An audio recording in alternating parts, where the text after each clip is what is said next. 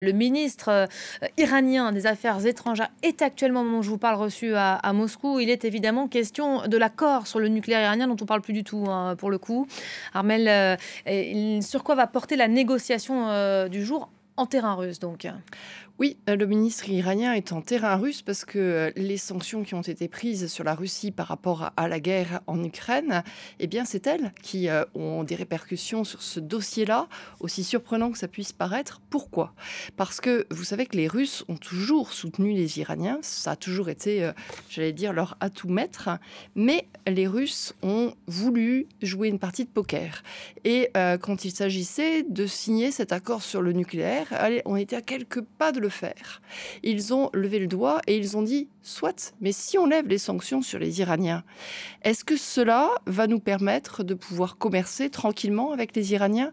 Est-ce que cela va nous permettre de pouvoir acheter aux Iraniens? Or, si nous sommes sous sanctions, ça veut dire que nous ne pouvons pas utiliser les banques, nous ne pouvons pas utiliser le dollar. Donc, les sanctions qui sont mises sur le peuple russe vont de toute manière nous empêcher de commercer avec l'Iran. Et là, du coup, ils ont retiré en quelque sorte leur signature et ils ont retiré leur capacité d'avancer sur ce dossier.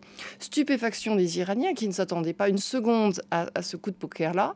Et donc aujourd'hui, négociation avec les Russes pour savoir s'il y a une marge d'entente. On dit que l'accord, hein, avant cette guerre, finalement, était en bonne voie et pour le coup, aujourd'hui, est totalement mis entre parenthèses. Oui, les Iraniens sont particulièrement déçus, voire tristes, parce que, aussi surprenant que cela puisse paraître, ce dossier était en train d'avancer.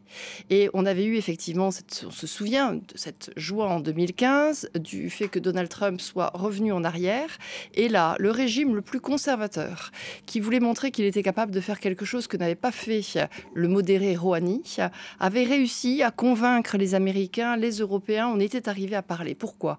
Parce que d'abord, les Iraniens, aujourd'hui, se sont beaucoup enrichis en uranium. Ils arrivent aujourd'hui à avoir une capacité d'aller jusqu'à 60% d'enrichissement en uranium. Quand vous êtes à ce stade, vous êtes à quelques jours de l'uranium militaire, qui est à 90%.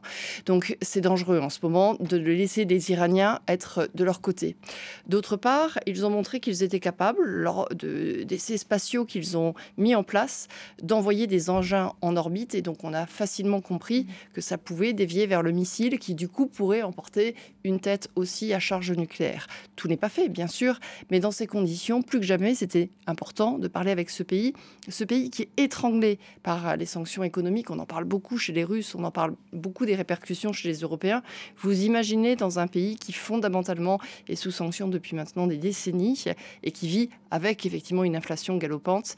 On y était presque et les Russes, effectivement, là, ont mis leur veto. Voilà, cette frustration iranienne décryptée, expliquée pour nous par Armel Charrier. Merci beaucoup.